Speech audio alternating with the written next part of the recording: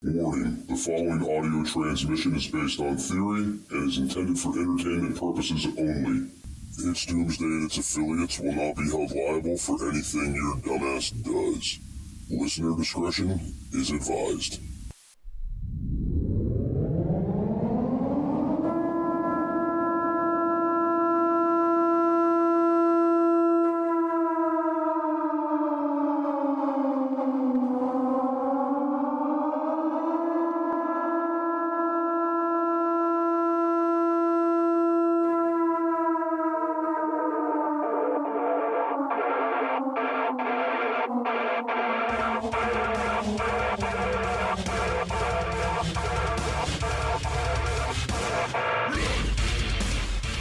Welcome everybody to It's Doomsday Podcast. Today is January 5th, 2024. Time is 0930 in the morning, and sitting down with me today is Kent.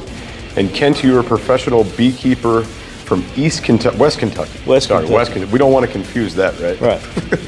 So what's the difference between a professional beekeeper and a non-professional beekeeper? Well, a professional beekeeper is willing to spend a lot more money. Okay. For one thing.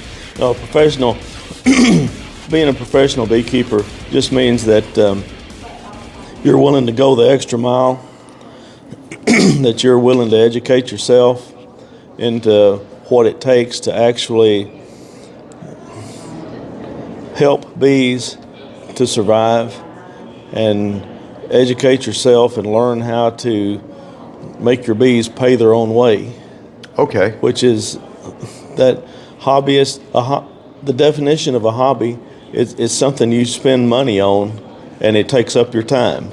For fun. That's a hobby. Yeah, you spend money, you expect to spend money on a hobby, and it takes up your time. A professional beekeeper, whatever your profession of, any money that you spend on it has to be justified. And the bees have to pay their own way. So a professional learns how to make that happen. So I have a bunch of different questions.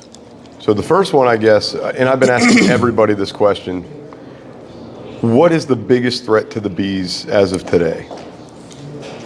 The biggest threat, well, the biggest threat is the same thing that it's always been. It's an abstract. The biggest threat's the unknown. Okay. Because we're actually pretty good at killing varroa mites, but it's the viruses that they vector into the hive and the bacterial diseases that they bring into the hive. Once that disease or virus is there, the bees themselves become the vector. And you can have no varroa mites and still have a high virus load or have a high bacterial disease load, even with no varroa mites once they vectored it into the hive. So the biggest threat are the things that we can't see. Okay. It's the viruses. There's a lot of viruses that aren't even identified, that have very, very little visible symptoms. There's only a few viruses that have a visible symptom, so you never know you've got it until your hive is empty. And in the end, you don't really understand what caused your hive to go empty, but that in itself is the only symptom of that particular virus. Okay. And that's the biggest threat, the things we can't see. So I'm under the impression, and this is what I've been told, that bees will not go to a stranger hive. Like, they know their hive, that's the one they go back to. Usually. But my question with that is, if a bee is being a vector and it has one of these viruses and it's pollinating something that another neighboring hive is pollinating, can they transfer it from what they're pollinating? So it can move from hive to hive to hive. It can move from hive to hive to hive just because an infected bee took nectar from a bloom. Okay. Or took pollen from a bloom, and an uninfected bee lit there directly after and took nectar from the virus transfers. Through the body of the bee.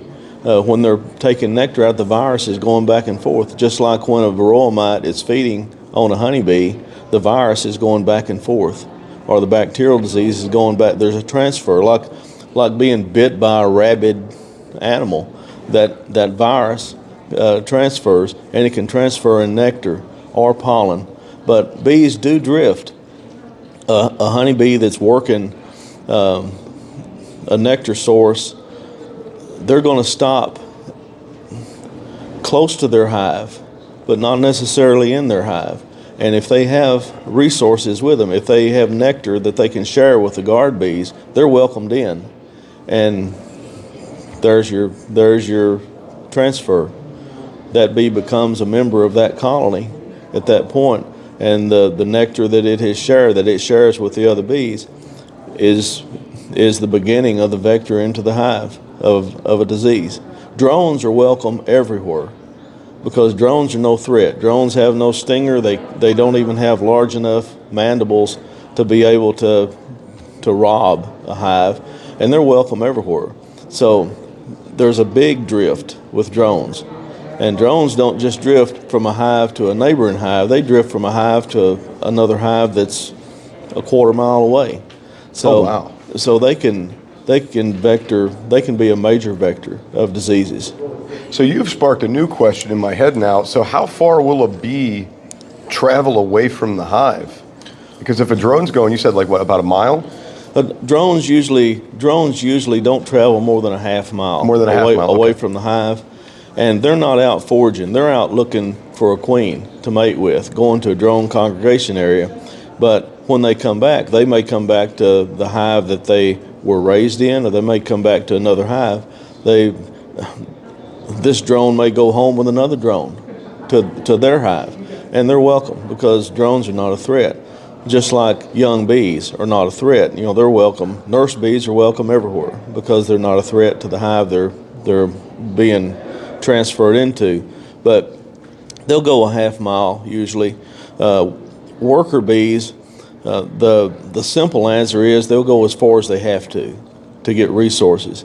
Normally, the rule of thumb is roughly 2 miles, a 2 mile radius from the hive. There's somewhere upwards of 8,000 acres covered in the average range of one hive.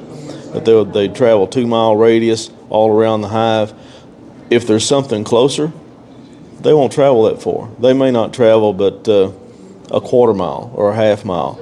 But bees very seldom work what is right directly in front of the hive. They usually fly over it and go to something a little bit farther away.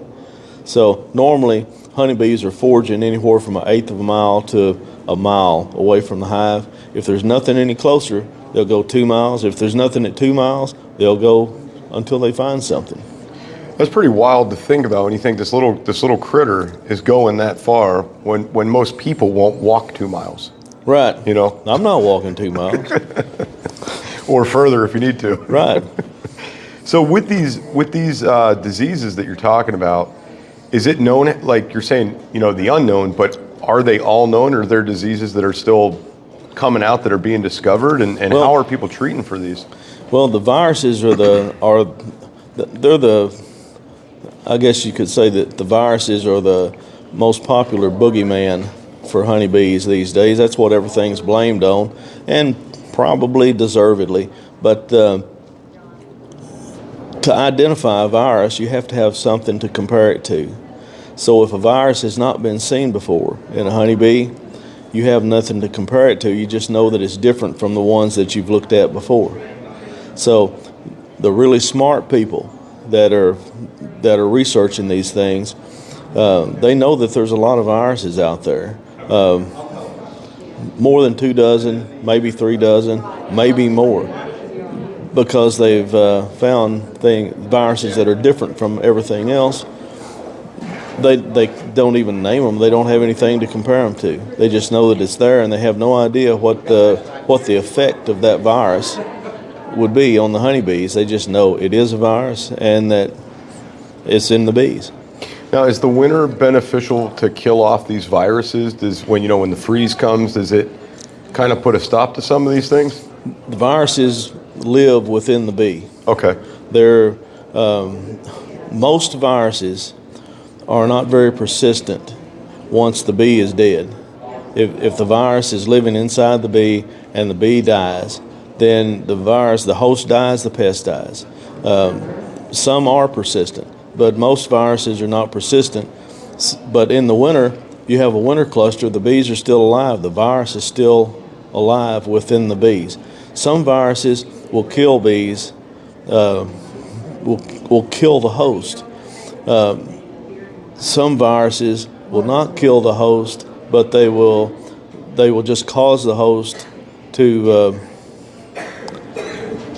not act in the way that it should. Not forage properly, or not feed properly, or there's different ways that these viruses affect bees, and nobody is really that certain exactly which virus is causing bees, or why a hive dwindles. And maybe it's a virus, maybe it's bacterial, maybe it's a poor queen, but if it's a virus, who knows which one and who knows what to do with it. And there's nothing really that you can do to counter viruses. So the viruses are always there within the physical body of the bee as long as the bee's alive, and for a while after the bee's dead. So in the winter does not kill the viruses within the bees. It would kill the virus if it was outside the bee, but it's not. Does the winter kill the bacteria that could be in there? If it's inside the bee, no. No, okay. Anything that's inside that cluster of bees is going to stay alive over the winter, because the bee is its actual host. The reason winter kills bacteria or kills viruses is because the virus is without a host, or the bacteria is without a host, and then it dies in the winter. Okay. So in your realm of professional beekeeping, I'm assuming this is something you see a lot. Obviously you see a lot of this. When you're traveling to you go visit other beekeepers, I'm assuming. I do. Okay. A lot. And when people are discovering this is the problem they're having, that it was a virus or a bacteria, what is their countermeasure for, say, the next year to help prevent this? Like what are the steps you go through to help kind of prevent it? Well, the number one thing is keep as low of a mite count as you possibly can. Okay. Do everything you can to have a 0 or 1 mite count. That's 0 to 1 mites per 300 bees. So 1/3 of 1% is preferable, and that helps. It won't stop it, but that helps, and it will lessen the spread, because then the bees themselves are the only vector, and you don't have mites that are increasing that vector. And you were talking about viruses dying in cold weather. We think that, and it's true, that viruses die in cold weather because in cold weather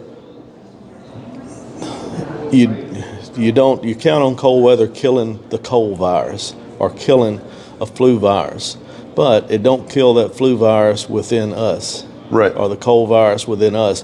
That's how you have to look at the honeybee colony. It don't kill the viruses within the cluster, but it will kill it. Like if you sneeze, the virus that exits your body will die in cold weather. But if you sneeze on someone else, they're taking it home. It has a host. All of a sudden, right. It has a host, and it survives. Same way with bees. So when the bees are asleep in the winter, are they maintaining a certain body temperature? Like, is that hive maintain a temperature? They do. The cluster will stay somewhere around 75 degrees or so. Oh, wow. Within that cluster. But the entire box does not stay 75 degrees. That 75 degrees is just within the cluster. And there's bees that their purpose is creating heat. They put their heads in the cell, like that, and thin membrane of wax between them, and work their flight muscles, like us running in place, and it creates heat. Then you have bees that are insulating in between the frames, and they hold the heat in that frame. So it makes each frame its own heat sink, and that's what keeps that cluster warm. Sooner or later, these heater bees run out of fuel, so they come out and go to feed, and the insulator bees become heater bees, and they trade places. It don't take energy to be an insulator, it takes energy to create heat. And if you open a hive up in the middle of the winter in cold weather, and it looks like it's just kind of working, that's what you're seeing. You're seeing this exchange of bees that goes on all the time in the winter. There's an exchange of bees from being the heat producers to feeding and being the insulators. So they keep it about 75 degrees until the queen produces some brood.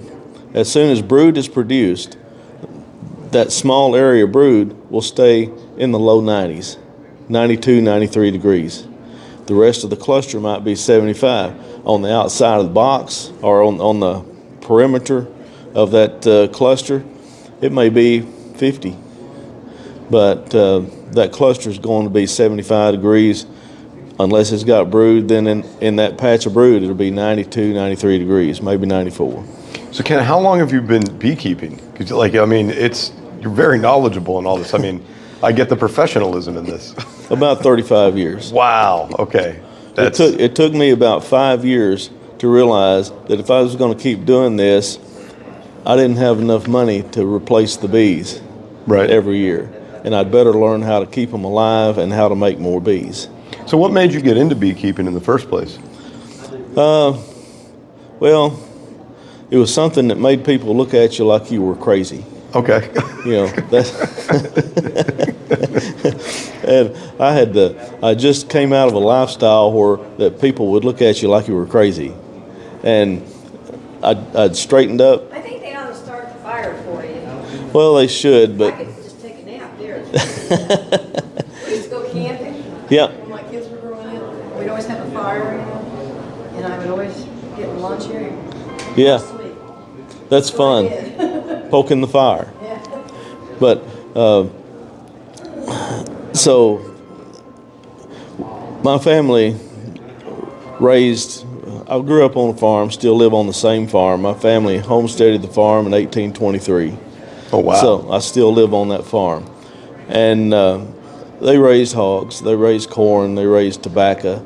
And I grew up in that economy.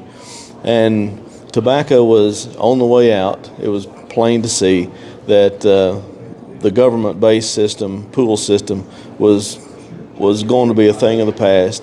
So we sold our tobacco base and needed to replace the income from the tobacco with a small acreage crop that would yield a similar income. So my wife and I started raising produce, and part of the crop, one crop that we raised was yellow squash. We sold it to a brokerage in St. Louis, and yellow squash has to have a pollinator because it has a male bloom and a female bloom.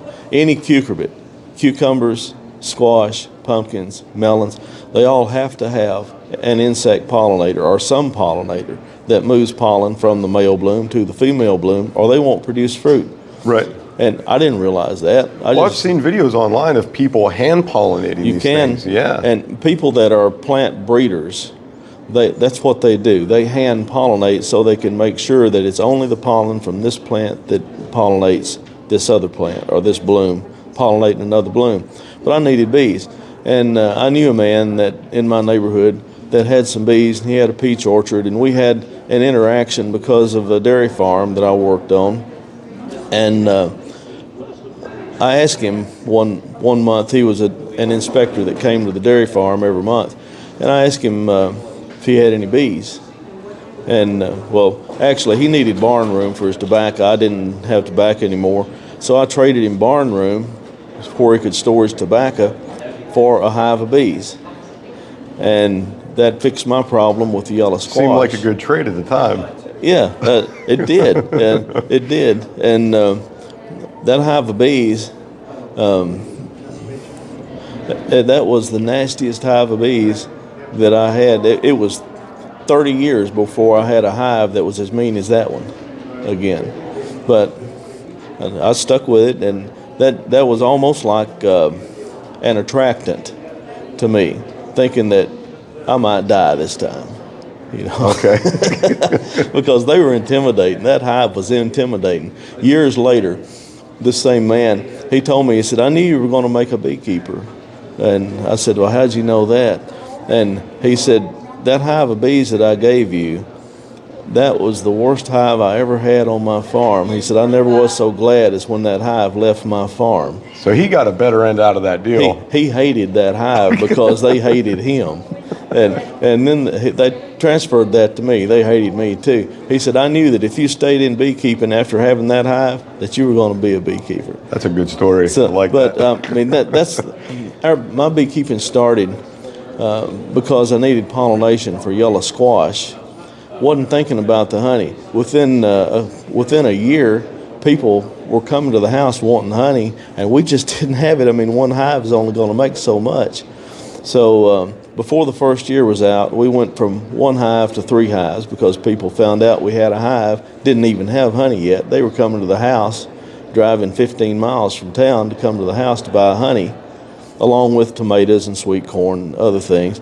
But we went from 1 to 3 hives. The second year we had 17. Oh, wow. And the third year we had 51. How many do you have now? About 1,200. Holy crap. But when we got 51 hives, there wasn't anything much that was killing bees at that time. And then we were introduced to some things that kill bees.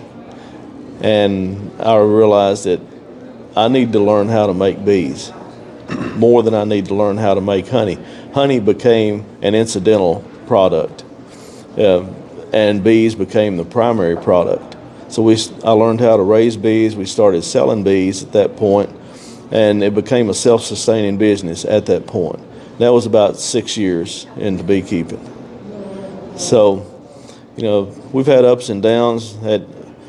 We've had to fight American foul brood before, and you never really truly defeat American foul brood because it's out there somewhere, just waiting, But we've had that fight before, and we came out ahead. And we've had almost every disease, had to deal with almost every disease and pest that you would have with honeybees, and had to learn how to manage it. That's the professional part. You learn how to manage the hives, even with pressure from diseases and pests. You learn how to manage around that and make the bees pay their way. Okay, so not necessarily a political question, but kind of political. You have 1,200 hives now. Mm-hmm. Is there any kind of, kickback or problems or pressure with like the EPA or local municipalities or city officials or anything having that many bees? Or are they just pretty much, it's agriculture, let it go? Well, we're very careful to place our bees where that they won't be, there won't be any questions about things like that. We rent a warehouse in South Mississippi, and we rent bee yards down there. And the bee yards are away from they're away from civilization, with the exception of one. And the people want that one there. Okay. And so even though they might get stung occasionally, they get honey from it, and they think it's kind of cool having a bee yard right there in their neighborhood. It's not a big bee yard. It's 24, 28 hives, something like that. But it's enough. I mean, when you've got 28 hives that each of them has 50 to 60,000 bees in it in the middle of the summer, and it's hot weather and sticky, and the bees are on the outside of the hive, salesmen don't come to the door. That's good. When they're sitting out here. But that's the only yard that we have that is in the proximity of any amount of people. Of course, I mean, where I live, we have 300 hives. In the middle of the summer, we'll have 300 hives at any given time, and they're within 200 yards of a half dozen houses and families. And nobody ever has a problem with them because they're bees. They do the bee thing, and they don't bother people. Nobody has a saltwater swimming pool either. Right. So makes a big difference. We're careful about where we put the bees, but yeah, there could be an issue. And with the EPA, the only issues we have with EPA is the regulation on treatments that EPA has, and we have to keep ourselves updated on what is the legal allowance for certain treatments for mites and bacterial diseases, and make sure that we stay within the riverbanks. Okay. On that. There's a proposal to change that regulation from EPA to FDA. And if that happens, it's going to be a major change in all of beekeeping. I feel like it would be a worse change. It's way worse. Yeah. It's a lot worse. And Last time I checked, the FDA wasn't doing too many good things. well, when they begin regulating what can be put in a beehive, that means that you're going to have an applicator's license just to put a sugar patty on. And the sugar patty's got to be an approved sugar patty, which makes everything's going to be more expensive to use. But that's not happened yet. The thing is, though, it seems like that when governmental agencies start talking about maybe we might do this, they've already got it in mind. They're going to do it. They don't start talking about it until it's already in the pipeline. So they're just gauging how much pushback there's going to be, and beekeepers can't give much pushback. There's not enough of us. So it will probably happen at some point. When it does, everything's going to get way more expensive to use in a hive, and you're going to have a license to use it, to be legal. So it'll make all of us outlaws. Yeah. I mean, in my mind, I think you have so many small independent guys doing this, it would be something almost impossible to regulate. But when you get to a larger operation, I feel like that's when the eyeballs would start coming toward you. Yeah. So, Kent, we're almost out of time. I got something I want you to try. All right. I have a really weird diet, okay, and I need more nutrients in my diet. So I discovered this stuff. I want you to try this while we're recording here. This is Spartan bee bread. All right. And I figured what better thing to do than have actual beekeepers try this stuff. No peanuts in it, is No it? peanuts. Okay. It is actual bee bread with black currants, sea buckthorn, and apples and cinnamon for flavoring. And it is like packed full of omegas and all these different vitamins, and I take this to kind of supplement nutrients. Well, if I can get into it, I'll try it. Yeah, it's got a really good, tough packaging. Yeah. I was going to say, I have a knife if you don't. I'm from Kentucky. What do you think? I got a knife.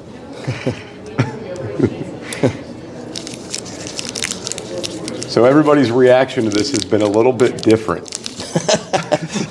Have they all survived? Yes, they're all still walking. Well, I haven't seen most of them today, but It smells a little like dog food. tastes a little better, though. That means you've tasted dog food. Yes, I have.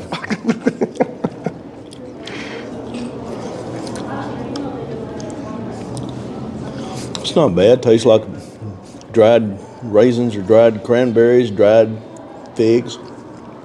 Kind of reminds me, kind of figgy. Kind of figgy? Uh-huh. I like figs. So the story is this. I'd eat that even if you weren't forcing me to. You like it? It's okay. I'm not going to go to a restaurant and say, do you have any of that bee Yeah, you got bread? any of that bee bread over there? I'd like to order the bee bread as an appetizer. Yeah. No, that ain't happening. Now, if you deep fried it, maybe. Maybe. I'll tell you what, I eat 3 of those a day. And when I first started taking it, like I said, I did it as a nutritional supplement. After about a week and a half, I had like this boundless kind of energy. Like I didn't want to sit still. I wanted to get up. I wanted to walk around. I just couldn't sit there. Not like anxiety, shaky energy, but just wanted... Not caffeine rush. Yeah, not a caffeine rush, but wanted to move. After about 2 weeks, that leveled off. And then something crazy happened, which was like extreme mental clarity. And I don't know if it's the omegas in there or what, but I'm forming sentences better. I'm not tripping over words. Things are just happening more clearly. So where do you get this? You can get this online. We get this through the StampedeNetwork.com, and we have a discount code for that. I'm not promoting it while I'm Yeah, I here, know. but I wanted people to try it. So if you I'm want, just saying, yeah. this is good enough people to buy it. And it's supposed to be made by one family beekeeping company in the States. I've been looking to do more research into them. And I didn't want to dig too far into it because I didn't want to know, but how wild would it be if the creator of that was walking around here somewhere, Right. sat down, and I'm like, here, try your own product. Well, if he didn't like it, that would be a problem. Oh, yeah, it would be. So, Kent, we're about to be out of here. I want to thank you for coming on the show. And before we go, is there any hard-hitting, super awesome advice you can give to anybody out there that's thinking about getting into beekeeping? Yeah, get into it with your eyes open. Know what you're getting into. Visit or join a local beekeeping association. Talk to people. Most beekeepers are very willing to share with you, to share knowledge, just to share stories. And so you'll have a better idea of what you're getting into. You won't be like me in that one hive that I thought, man, these things could probably kill you. You know, you won't be so intimidated. You'll actually have people that you can go to their place and stand there while they're working through a hive, and you'll know what you're getting. You'll know what you're going into, and that starts with being involved with a beekeeping organization or other beekeepers. You don't have to have a mentor, but it helps if you just have somebody to kind of walk you through the whole thing, and somebody you can cry on the shoulders when your bees die. Right. I tell people that there's two absolutes, only two absolutes with beekeeping. Everything else has too many variables to account for. Number one, you are going to get stung. Prepare yourself for it. You are going to get stung. You can lessen the likelihood of it, but you can't escape it. Number two, your bees are going to die. In the age that we live in now, it is really difficult to have a hive in your backyard and keep that same hive alive and going for more than 3 to 4 years. Most of the time, within a year and a half to 2 years, half your hives will be gone. I mean, you'll either lose them to swarming, especially when you first start. Get comfortable with that. Start with more than one, less than 5 hives, and one of those hives, treat it like that it's a cadaver. You know, that's your hive that you dedicate to science. You don't donate it to science. Go through that hive as often as you want to go into it. It's probably not going to thrive, may not even survive.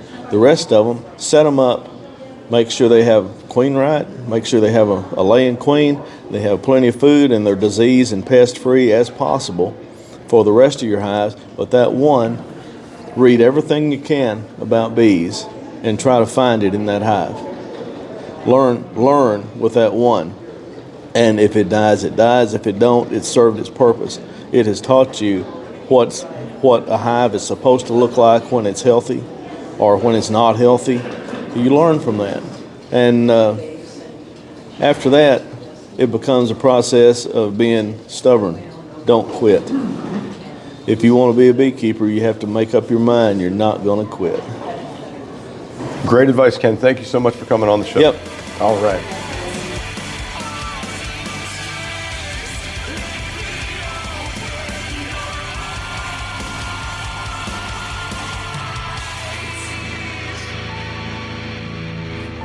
This is an emergency action message.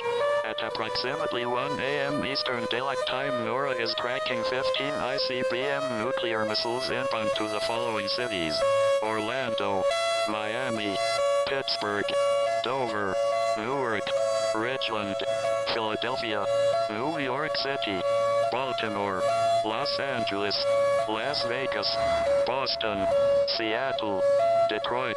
This is an extremely deadly situation. Stay tuned. The next emergency message will be a presidential address.